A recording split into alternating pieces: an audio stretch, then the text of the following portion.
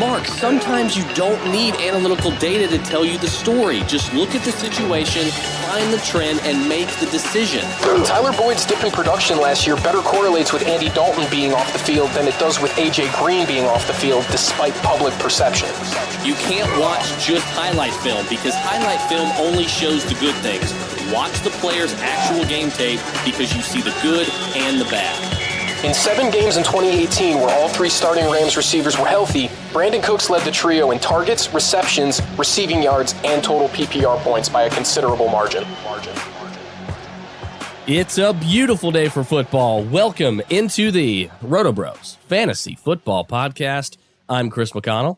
Chris, actually, I've gotten word that Mark's not here. Oh, wait, I'm being told Mark Wemken is not with us this evening. No, that is true, folks. Mark Wemken is not with us tonight. My wonderful partner. He has some stuff that he has to take care of on his end. So I'm going to be flying with you solo this week. So I'll be hanging out with you for the next 30, 45 minutes. So strap in because we got a lot to get to. We got injuries. We got some takeaways. We're going to talk DeAndre Hopkins. We're going to talk Mike Evans. Are these 2 wide receivers guys that you need to be panicking on? Cooper Kupp. We're going to talk about him. Leonard Fournette, Aaron Jones, and of course, Melvin Gordon-Austin Ekeler as well, plus a little bit more, including some news from over the weekend. So we're going to kind of catch you guys up, get you ready for week 6 as well, kind of recap week 5, and just kind of discuss some things. So I'm looking forward to it. So thanks for hanging out with me for about the next 30, 45 minutes here. Again, real quick before we get started, you can find me on Twitter if you want to follow me at Mind of McConnell. You can also check us out on Facebook at the group FSA Fantasy Sports Advice and Analysis.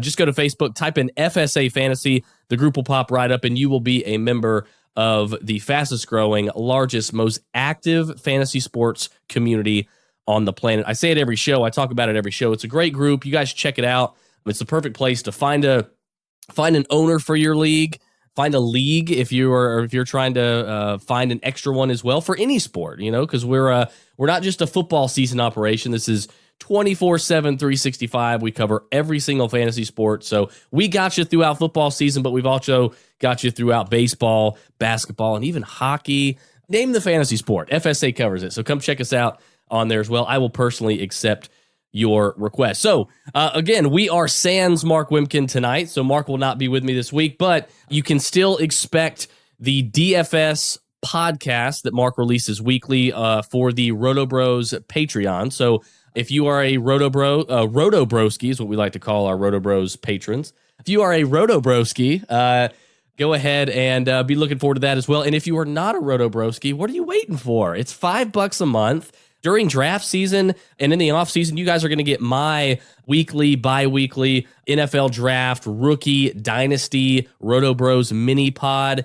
That's going to be about 30 minutes of jam-packed draft stuff, dynasty stuff as well. So you're going to get my scouting preview or my scouting briefs that the people in FSA know very well. So you're going to get those as well during those podcasts, and you're going to get Mark's mini DFS, RotoBros Minis DFS pod as well. And that's money if you want to make money in DFS. And of course, you're also going to get private access to, or exclusive access rather, to a private chat on Discord. So you'll download the Discord app. We'll invite you to join our private chat and you'll have exclusive access to Mark and myself to ask any questions you want to and just kind of come in and hang out and talk some football with us. So it's a really good time.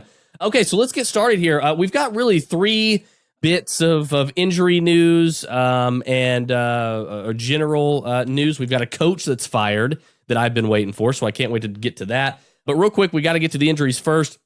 The biggest one over the weekend, Mason Rudolph. I mean, if you guys saw and I know you did, that was just it wasn't the hardest hit I've ever seen. I think the hardest hit that I can remember seeing in the NFL is, and I know a lot of people are probably thinking Brian Dawkins on Reggie Bush.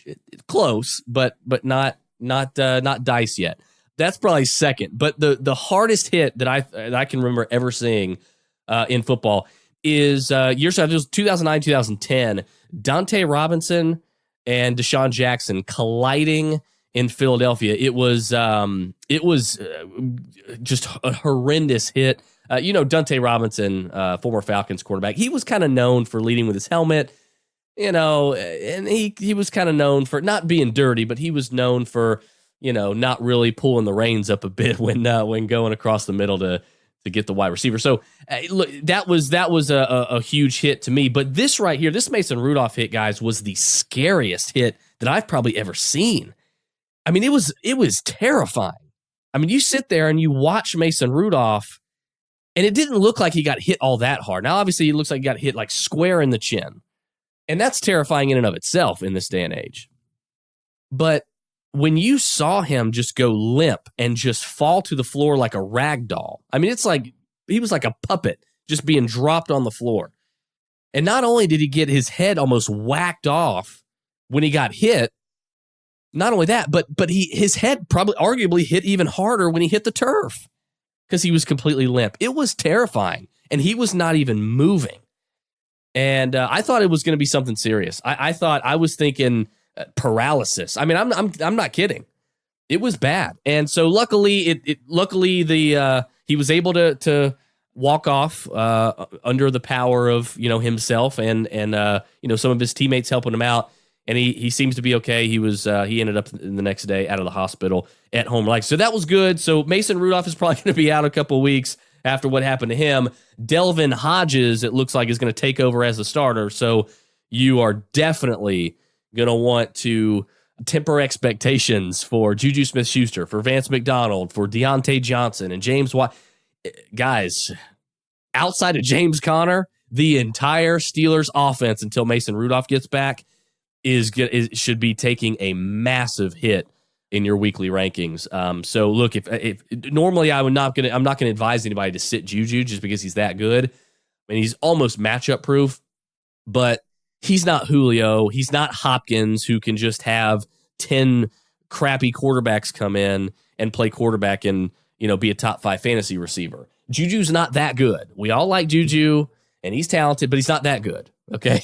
So I think we need to temper expectations, obviously. I think this is excellent for James Conner's fantasy value. Jalen Samuels hardly didn't even touch the ball a couple weeks ago, and now all of a sudden he touches the ball a lot more.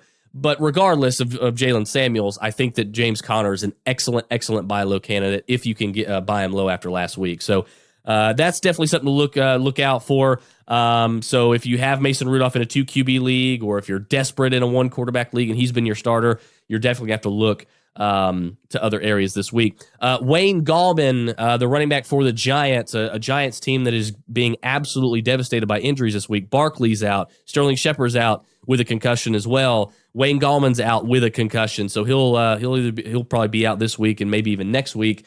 And then, of course, like I mentioned, Barkley, and then, of course, Evan Ingram with a sprained MCL this week. He's unlikely to play. So the Giants are going into the wrong week with a lot of injuries. So if you're listening now, stream the Patriots defense and sit every single New York Giants offensive player. And that includes my man, Daniel Jones. I will be thoroughly impressed and overjoyed, I should add, as a Daniel Jones fanboy, that if Daniel Jones goes out and plays absolutely well, even if he has a solid game against the Patriots, I'm going to be impressed. That's enough to sell me for the rest of his career. If he can go out and do it against the top defense in the league, the best overall team in the league, the best coach and quarterback in the league, and do it with all the injuries he's facing as a rookie quarterback. So that'll be something to look for as well. But the biggest news of the weekend, Jay Gruden, the head coach of the Redskins, is fired. He has finally been let go. The Redskins fans are free of this terrible last 5-6 years that they have been subject to. And it's not just the losing that it seems like Jay Gruden has sort of suffered.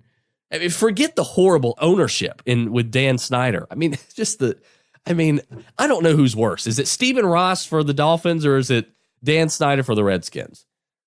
I would argue Dan Snyder. But forget the bad ownership, because we all know that sucks. Probably the worst owner in sports, arguably. It all comes down to what it seems like is the same thing it came down with Shanahan. Mike Shanahan did not want to draft RG3.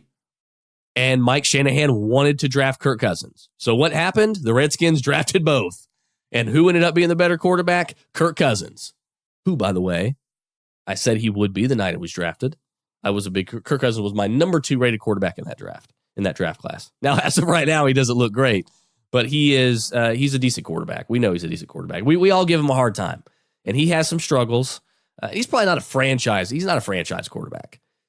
He's above the Marcus Mariota, Andy Dalton, Jameis Winston tier, I believe.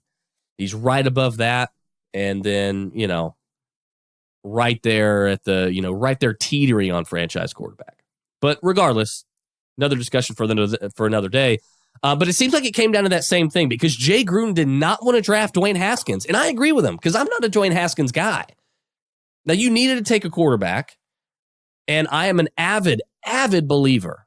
And I cannot stress it enough. If you are a team that needs a quarterback, you don't wait for it. You don't say, oh, well, Jacob Eason plays over there in Washington for the Huskies. He'll be out next season. Let's just pass on Let's pass on Daniel Jones, Kyler Murray, Dwayne Haskins. Let's pass on those guys, and let's wait for Jacob Eason because he'll be our savior next year. You're not even guaranteed to get the guy. So I don't understand why people have that mindset, and sometimes even why teams probably have that mindset. Don't wait on a franchise signal caller because just because I don't like Dwayne Haskins doesn't mean I can't be wrong. I just don't understand why teams like to wait on their franchise quarterback. I just don't. I don't understand it. But I get Jay Gruden's point here. I'm not a fan of Dwayne Haskins either. I don't think he's going to be a good quarterback in this league. I just don't. He's not mobile, so his floor in fantasy is very low. He struggles greatly under pressure. And look, that's just the way it is. And he struggles with his accuracy on the run. I mean, we've seen that right now. We've seen that from Dwayne Haskins. But this is not really a Dwayne Haskins discussion. It's more of a Jay Gruden discussion. So look, he was fired by the Redskins. And now they're going to have to decide, okay, what are we going to do? Are we going to continue on with Colt McCoy, who looks putrid? Or we can continue on with Case Keenum, who looks putrid? Or are we going to start Dwayne Haskins and at least see what he's got before we get to this 2020 draft class that is on paper loaded with quarterback talent?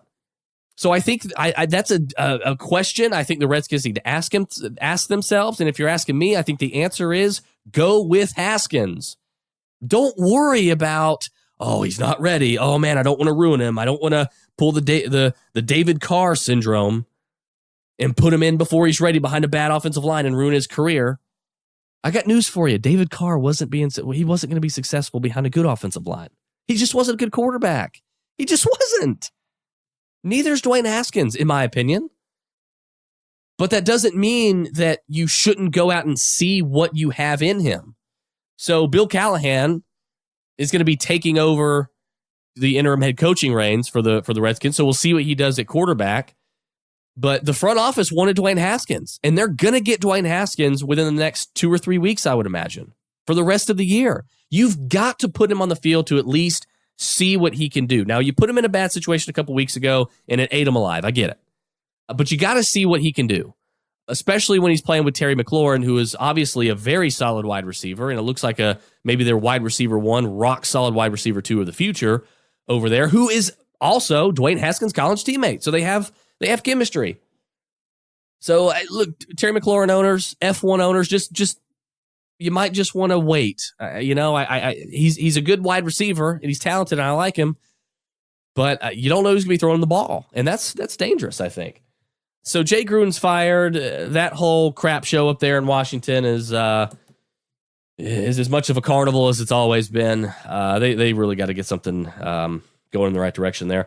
But we'll see if it ends up being Dwayne Haskins as the quarterback of the future, because they have to.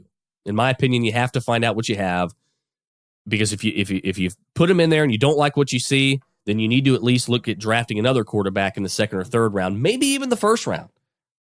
If you like what you got, if you like what drops to you, look at maybe drafting another quarterback in the 1st round come April, because it would be better to hit on Dwayne Haskins and then draft a quarterback, find out you hit on Dwayne Haskins, and then you find out you hit on another quarterback, and then you trade him, just like the Patriots did with Garoppolo, just like the Eagles did with Kevin Kolb, and they got a steal for him. So, that's what the Redskins need to do. You can never draft too many quarterbacks. Okay, so moving on, one of the guys that I wanted to mention, there's a couple guys that people are panicking on, okay? But DeAndre Hopkins is one of them. And I'm kind of confused about it because I don't think people need to be that concerned with DeAndre Hopkins. I think he's fine. I think DeAndre Hopkins is fine. He's not a top 5 wide receiver like he would typically be at this time. But he's fine. He's wide receiver 17 right now. Obviously, you didn't draft him at 7, 8, 9 overall for him to be wide receiver 17, but it will come. His targets are fine. He got 8 targets against Atlanta, 8 against Carolina, 7 against the Chargers, 8 against Jacksonville, 13 against New Orleans. Now, obviously, the New Orleans game, week 1, was his best game. 13 targets, 8 catches, 111 yards, 2 touchdowns. And that just so happens to be where his 2 touchdowns on the season came from. But he's getting targets. He's getting the looks. It's not like he's, not getting any targets. That would worry me. He's getting it. And, of course, Will Fuller stole the show this week with that fluky performance. DeAndre Hopkins is going to be fine. If anything, buy low. Buy low on DeAndre Hopkins. He's going to be just fine. And he was more than solid against the Falcons. 7 catches, 88 yards. I mean, hey, it's not a great fantasy game. It's more of a great reality game, kind of like what Devontae Freeman's been doing the last few weeks. But I think DeAndre Hopkins is going to be fine. I don't think you should panic on him. He's going to be fine. He's playing with a great quarterback. Deshaun Watson knows how to run this offense. He knows the bread and butter between he and DeAndre Hopkins. He's going to get Hopkins involved. Hopkins is going to be fine. So don't worry too much about him. He's going to be just fine. So I don't think you need to panic on him. I would buy low on him. There's been a lot of people in FSA and even in the Discord chat asking me about DeAndre Hopkins. Again, I'm not concerned. And I'm not going to let 5 weeks change what I think about an all-pro elite wide receiver like DeAndre Hopkins, who in my opinion is the second best all-around wide receiver in the NFL after Julio Jones. So be patient, buy low if you can. If you have him, don't sell him. I wouldn't sell him unless you can get a king's ransom for him, of course. But I would absolutely be patient with DeAndre Hopkins. I think it is going to pay off for you guys. Another wide receiver that I think it's a little more unclear. It's a little more muddied of an outlook for this particular wide receiver is Mike Evans. I'm going to tell you guys right now, I love Mike Evans. I think he's going to be, at worst, a high-end wide receiver 2, low-end wide receiver 1. At worst. But you've got to remember, as an Evans owner, and I own him in numerous leagues, Dynasty and Redraft. And I'm telling you, this is the situation. This is what we have gotten into bed with as Mike Evans owners. He is going to be a little frustrating to own because there's going to be weeks when he gets 15 targets like he did 3 weeks ago against the Giants, where he went off for 190 yards and 3 touchdowns. And there's going to be other weeks where you get what you got last week and what you got in week 1, where you got 2 receptions on 5 targets and 28 yards. And last week, where you got 0 receptions. Okay, there may not be weeks like that. I guarantee you that's going to be the only week of the season where Mike Evans doesn't catch a pass. And I would be willing to bet that's the last time this season that Mike Evans will have less than 5 targets. He had 3 last week, no receptions. It put up a complete donut. So he's another buy low candidate for me. But he's a little more concerning with DeAndre Hopkins because I think you can expect more consistency from him. Because here's the thing. This is how it's built. Number one, we know that Jameis Winston is inconsistent. You can't trust him, okay? You can't trust Jameis Winston. And everybody's saying, oh, Chris Godwin's the new wide receiver 1 for the Tampa Bay Buccaneers. No, he's not. No, he's not. It's still Mike Evans. But Chris Godwin might be and probably will be the more consistent week-to-week fantasy wide receiver for the Bucs. And I say that because Jameis Winston is going to be under pressure a lot. We know this. So what does that mean? He is going to get rid of the ball, and he's going to target the guy that's running the shorter, underneath routes, and that's Chris Godwin. If Jameis does not have time for the play to develop, it's going to be harder to get it downfield to Mike Evans. That's just the way it goes. That's just the way that's the way football works. So like for people that aren't getting that, I wanted to make that clear. That's why you don't need analytics to tell you that. You don't even need to really, I guess you should watch tape to tell you that, but it's just common football logic that if the quarterback has less time to throw, they're not going to, the more often they're pressured, the less time they have to throw, the harder it's going to be for their downfield threats to consistently get the football. And Mike Evans is one of those guys. Now, he's not a Marquise Brown, John Ross sort of wide receiver. Mike Evans can do it all. But he is more of that downfield threat. So there's going to be some consistency, some inconsistency rather, to deal with Mike Evans. And I'm fully prepared to do it because I'm buying the ceiling with Mike Evans. That's what I bought when I went into the season with Mike Evans. Was that ceiling that he's going to provide, that 190 yards and 3 touchdowns. Now, he may not have another game like that the rest of the season. I don't think you should really expect that. But he's going to be fine, okay? But there are going to be some weeks where he's going to put up 2 receptions, 5 targets, 28 yards. It's just the way it's going to be because he's going to be under pressure. And guess who that stat line came against? The San Francisco 49ers. And guess what we saw from the 49ers just last night on Monday Night Football? An incredible pass rush. So Jameis was getting hurried a lot in that game, and that is evidence of it. That's evidence of it. So if you want to stick with Mike Evans, great. That's what I'm doing in most of my leagues. But if you do not have the patience for that, then by all means, go out and try to sell him if you can the next time he blows up. Because right now, you're probably not going to be able to get much for him. But if he has another 100-plus game with multi-touchdowns, you might want to go ahead and ship him out if you're not confident that he's going to be a little more consistent for you. So I'm not panicking on DeAndre Hopkins. I'm not exactly panicking on Mike Evans, but I understand somebody wanting to sell him. But I still think, look, he's wide receiver 14 right now. Again, Godwin may have that more, he may show you that more week-to-week consistency. But the player with the ceiling is without a doubt Mike Evans. And by the way, back on Hopkins, Hopkins is tied for 6th in the NFL entirely with 44 targets. So his luck's going to come. These 2 guys are going to be just fine. Now, let's go to another wide receiver who's perfectly fine right now. That's Cooper Kupp. My God, is this guy not incredible? He is the best wide receiver on that football team. He's the most important wide receiver on that football team. And look, if he was healthy, if Todd Gurley was healthy, if ifs and buts were candy and nuts, we'd all have a Merry Christmas. But if Cooper Kupp was playing in the Super Bowl, things might be a little bit different in that Super Bowl. Jared Goff might have a Super Bowl ring. Who knows? But regardless, right now, what have you done for me lately? Well, Cooper Kupp's done quite a lot for me because I bought in hard this season. He was a top 15 wide receiver in PPR for me in the preseason. He is currently wide receiver 3 in PPR. Leads the entire league in targets. We always talk about, Michael Thomas. Can't guard Mike with all these targets Michael Thomas gets. Christian McCaffrey, all these targets. But it's Cooper Kupp who leads the NFL in targets. 63. He's got 11, just to put that in perspective, he's got 11 more targets than Michael Thomas. He's got 11 more targets than Michael Thomas. He's an every week wide receiver 1. He's the most important and the best wide receiver on that offense, period. And that is an offense right now that is struggling.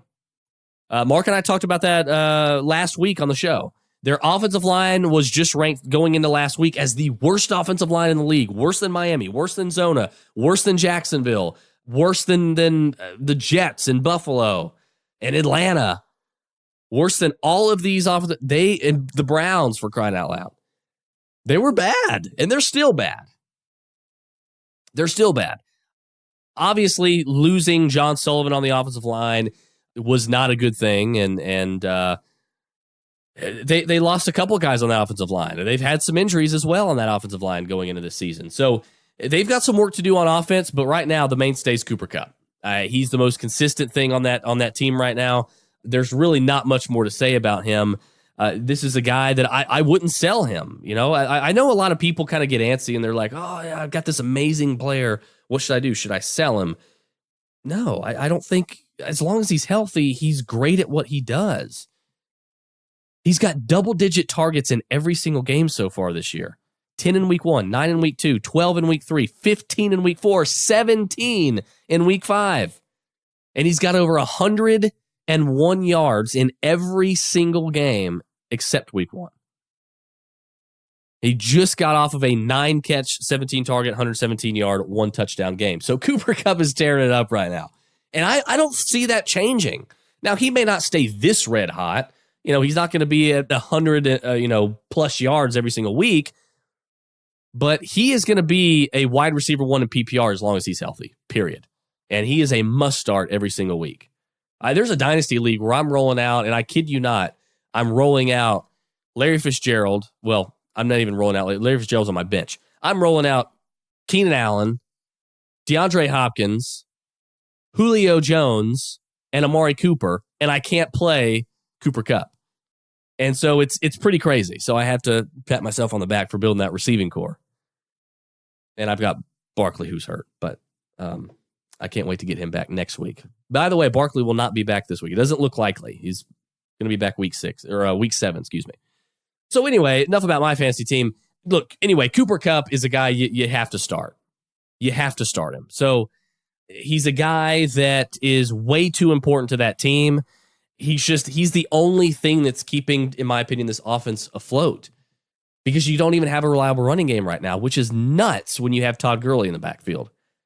So Cooper Kupp, there's some people who are wondering to know if they should sell him high. The answer is no. Hold on to him. Moving to running back, a guy that was ranked RB9 for me this year. At one point, he got as high as RB7, but I ended the preseason having him as my final RB9 and is currently RB8, a guy that I was almost on an island believing in. And that's Leonard Fournette. And not a lot of people believed in Leonard Fournette this year. It was pretty insane to me, really. I mean, you get a quarterback who's decent, okay? Now you've got one that's pretty solid in Gardner Minshew, but you get one that's better than Blake Bortles and Nick Foles, for whatever that's worth. And we're talking preseason, not going into the season. And we're looking at it. TJ Yeldon's gone. They don't have a great wide receiving core. They don't have a solid tight end yet. We'll see what Josh Oliver can do when he's finally healthy. They're going to be a run-heavy football team. This was always in the cards for Leonard Fournette, guys. This was always in the cards for him as long as he was healthy. He's top 10 among running backs with 30 targets. He's tied for 8th. The guy's an absolute workhorse, and we knew that was going to be the case when TJ Yeldon left. The writing's been on the wall for him the entire time. Now, he's always seemed to struggle with injuries. He only started 8 games last year. And this year, only 3 running backs have played more than 90% of their team's offensive snaps. And that's McCaffrey, Le'Veon Bell, and Leonard Fournette, who is 9th in the league in rush yards per attempt, by the way. See, you thought that just because Wemmy wasn't here this week, you weren't going to have some analytics thrown out. I think that's the thing. I'm going to surprise you guys. I'm going to give you some analytics there. Look, I don't hate analytics. I think there's this perception that I hate analytics. Like I've got this stigma. I don't. I use them as more of a peripheral tool. Mark uses them as a direct tool. Lives and dies by. That's his Bible. It's not my Bible. But that's what makes for such a great show. That's what makes the RotoBros such a great pairing and a great show. And that's what makes Mark and I work so well off each other. Because you truly do get 2 different viewpoints when we disagree based off truly genuine, authentic reasoning. And there's a lot of times where we agree. And I don't think we agreed, from what I remember, we didn't agree on Leonard Fournette. That was one of the things we didn't agree on this year. Le'Veon Bell either. Mark hated that I had Le'Veon Bell in my top 5. But I love Le'Veon Bell. The usage is unbelievable. But again, and that goes to show, again, there's only 3 running backs in the league that have played more now than 90% of their team's offensive snaps Christian McCaffrey, Le'Veon Bell, Leonard Fournette. Leonard Fournette is a stronghold. The guy does it all. He does it all. And he's getting the targets. He's getting the receptions. He's getting the work on the ground. And sure, having a field stretcher that's been reliable thus far like DJ Chark is great for that. It keeps the defense honest. And having a guy like Gardner Minshew who's got some, sneaky mobility to him. He's a little bit of a backyard football player. And so that helps. They've got a little bit of swag there in Jacksonville right now. They really do. They do. They're not a bad football team. I do think they need to get an actual number one wide receiver. I don't think Chark is that guy. I think Chark is more of a Will Fuller-esque wide receiver, which is fine. That's great. That's fine. But I don't want my receiving core being led by that guy, right? I want a Julio Jones if I can find him. I want a DeAndre Hopkins, right? I want a Devontae Adams. So they got a little bit of work to go. They got a little bit of ways to go. Hopefully they don't trade Jalen Ramsey because that'd be stupid. They need to fire Doug Marrone, get him out of the building because he's much more replaceable than Jalen Ramsey is. That's just my thoughts on that. But yeah, Leonard Fournette is a guy who I absolutely love the rest of the year. I've got him in several leagues as well. I'm still currently trying to trade for him. Probably not the greatest thing to do while he's riding that hot hand right now. But Leonard Fournette is excellent. I think as long as he stays healthy, you have nothing to worry about with him as well. I think he's easy top 10 running back. Rock solid every week, RB1 in my opinion. And the garbage time stats matter, folks. Another weekly RB1. We're talking a lot of running backs, wide receivers this week. Obviously, Aaron Jones. Wow. One of my biggest L's that I decided to take last season, and Mark really as well. Mark and I took the L as a team on this guy. Because coming out of that 2017 draft, that I had repeatedly stated back in May of 2017 was going to be the greatest running back class of all time when we look back 5-10 years from now. And it is. There's some stuff going around on Twitter, and there's my post that's been bumped in FSA about it. And it is. And Aaron Jones was part of it. But there was another guy, part of the same backfield, that was part of that class as well, and that's Jamal Williams. And Mark and I thought Jamal Williams coming out was the better all-around football player. There's no debate about it. Coming into the draft, he was the better all-around football player. He was the better blocker. He was better in pass pro, which is extremely important. Now, he was the better pass catcher at that point in time. Now, Aaron Jones has always been the better pure runner. And that's where he got his leg up, so to speak, pun intended, on Jamal Williams. But he has developed incredibly, and he has absolutely blown the doors off of Jamal Williams. And it's not even close anymore. So Mark and I humbly take our L's that we continue to take on Aaron Jones. But I've moved past that. I have embraced Aaron Jones. I've embraced the L, and I'm fine with it. So Aaron Jones, RB4 right now. He's an every week RB1. And I understand this isn't just in the heat of the moment off of Thursday or this past week's 100+ yard effort against the Cowboys with 4 touchdowns, which is incredible. I think he's got 8 touchdowns now on the year, which is crazy. So Aaron Jones is absolutely balling, and they are getting him involved. They are absolutely getting him involved, and I absolutely love every second of it. He is seeing the targets finally. He is the bell cow workhorse in that team, with or without Jamal Williams healthy. And look, in 12 games last season, he saw 35 targets. 35 total targets. Through 5 games this season, he's already seen 23. So he's just 12 shy in 7 less games of the total amount of targets that he had last year. He's already 5 receptions shy of his 2018 reception total. So he's getting run into the ground. He's getting thrown the football. Aaron Rodgers trusts him. Matt LaFleur trusts him. Mike McCarthy being gone actually seems pretty excellent. This whole Matt LaFleur, Aaron Rodgers thing not working, boy, that's a storyline from last month, is it not? They are riding high in Green Bay right now. And it's because of the running game. And to go back, this team has not had a legitimate running game for a long, long time. I mean, you got to really go back to Ryan Grant when he turned it on in the playoffs, 10 years ago, over 10 years ago. And even before that, they didn't have a consistent regular season running game.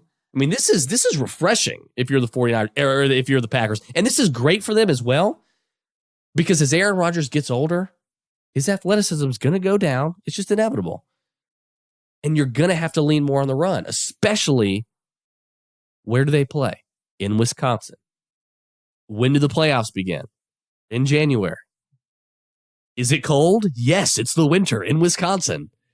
So if this team's going to continue to win and maybe get that number 1 or number 2 seed and have home field, they're going to need to be able to run the football very well in cold weather situations. And I believe that they will. And that makes the Packers monumentally dangerous, along with their newfound pass rush. Now, before the last thing I want to get to, guys, Melvin Gordon and Austin Ekeler. We got to touch on that because if you listened to the show last week, you'll know that when Mark and I previewed week 5, the biggest thing for me, my biggest thing that I wanted to look at was the snap share percentage between Melvin Gordon and Austin Ekeler. I wanted to see who's getting the work, if it's one guy over another, if Melvin Gordon has any sort of value moving forward, as far as RB1 value moving forward, or is it still going to be Austin Ekeler getting the bulk of that? Well, let's go back and look, because right now Austin Ekeler is still the man. Now they still may be trying to bring him along slow, Melvin Gordon that is, and I think that's probably true. He got 12 attempts last week for 31 yards. And then he saw 6 targets in the passing game. So that's a healthy amount of, 6 targets is nothing to scoff at for a running back. That's a healthy amount of targets, I would say. He caught 4 of them, but he only got 7 yards. So that's not good. But Austin Ekeler this season has been unbelievable. He was, just last week, he was leading the league in touchdowns with 6. 3 on the ground, 3 through the air. Now, he does have 2 fumbles, so he's got to clean that up. But this is a guy last year, guys, that had RB2 value. Let me double check that. But he had RB2 value, standalone RB2 value, last season. He was RB25 last year. So he was right outside, high-end RB2, about as high as, for all intents and purposes, he was an RB2, okay, in PPR last year, while Melvin Gordon was RB8. So Austin Ekeler, now that they've seen what Austin Ekeler's capable of, why would they continue to give Melvin Gordon the lion's share of the workload like they did last season when you could get even more production, and the same amount of production, keep both guys healthy, hopefully, and keep Austin Ekeler involved?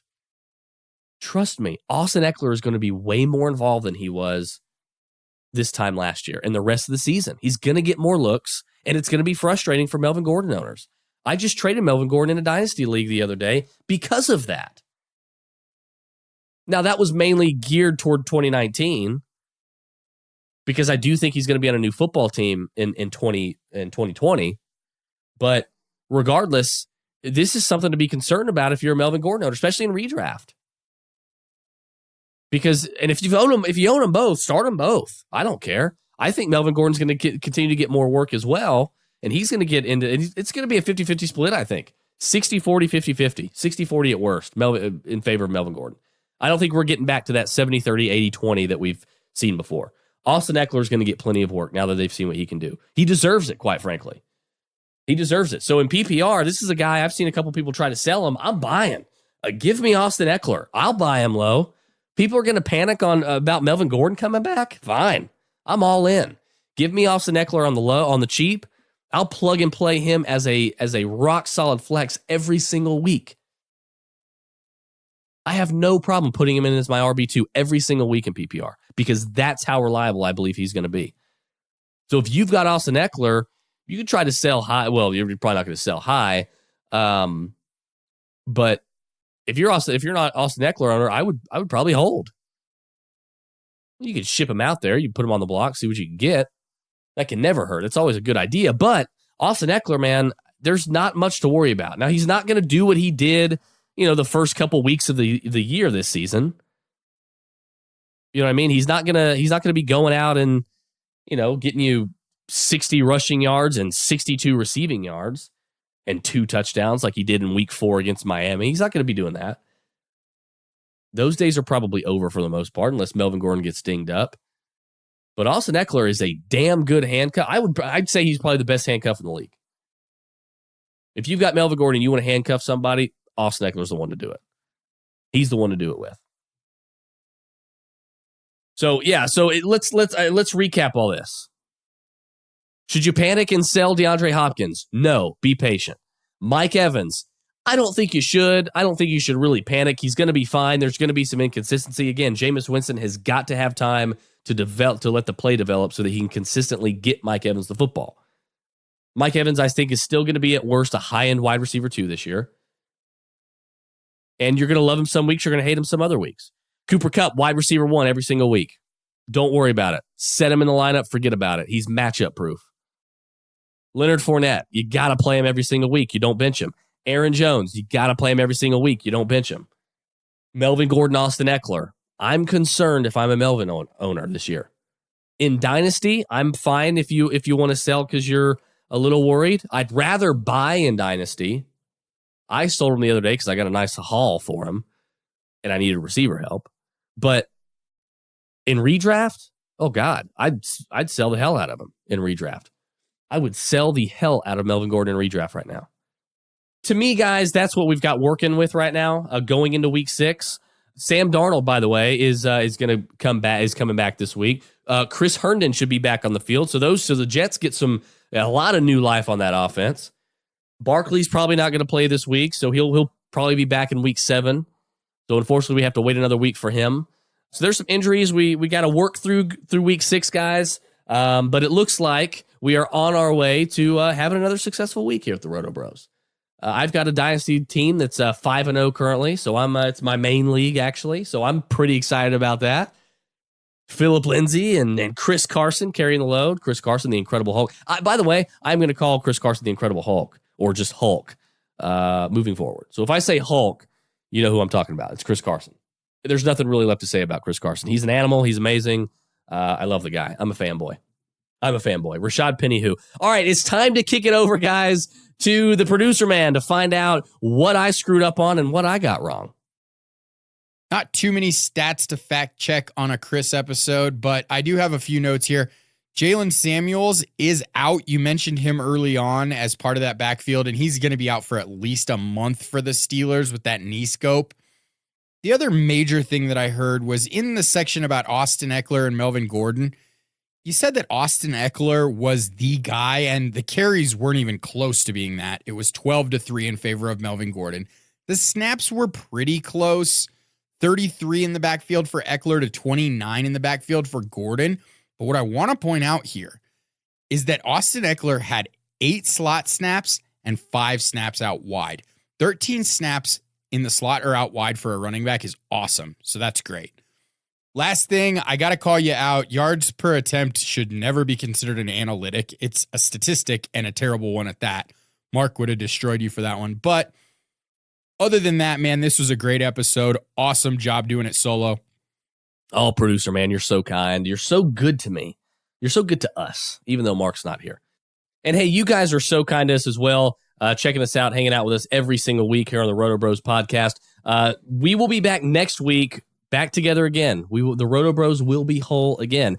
In the meantime, if you want to follow me on Twitter, you can at Mind of McConnell. You can also check out FSA Fantasy Sports Advice and Analysis on Facebook. Go to Facebook, type in FSA Fantasy, and you'll be part of the largest, most active fantasy sports community on the planet. Guys, best of luck in week 6 this week. I have a feeling it's going to be another great week in fantasy. So best of luck to you guys. Thanks for hanging out with me. We love you guys. Thanks again. And as always, keep balling, baby.